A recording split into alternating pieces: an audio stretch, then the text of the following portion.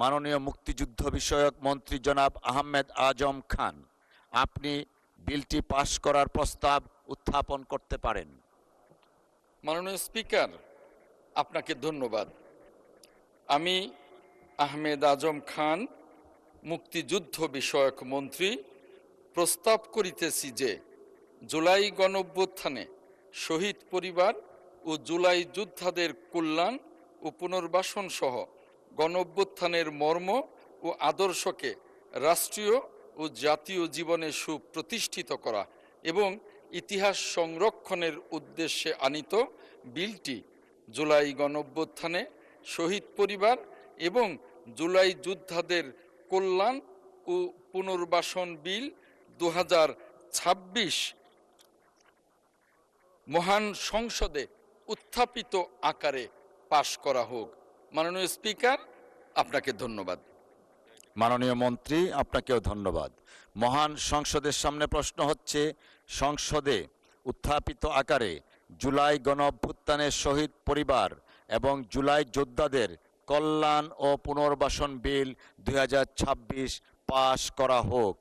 যারা এই প্রস্তাবের পক্ষে আছেন তারা হ্যাঁ বলুন। যারা এই প্রস্তাবের বিপক্ষে আছেন তারা না বলুন। আমার মনে হয় হ্যাঁ জয়যুক্ত হয়েছে, হ্যাঁ জয়যুক্ত হয়েছে, হ্যাঁ জয়যুক্ত হয়েছে। অতএব সংসদে উত্থাপিত আকারে শেষ করি একটু একটু একটু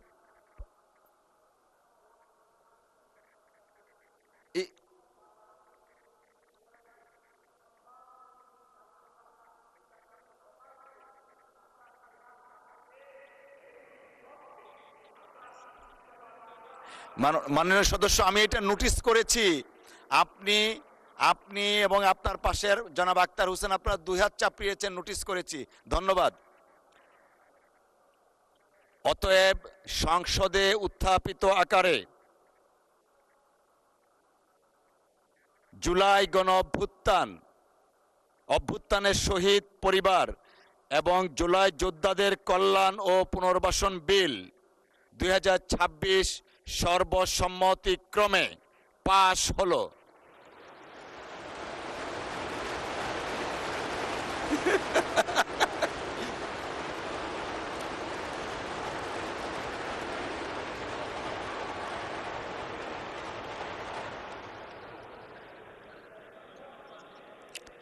সকলকে অসংখ্য ধন্যবাদ।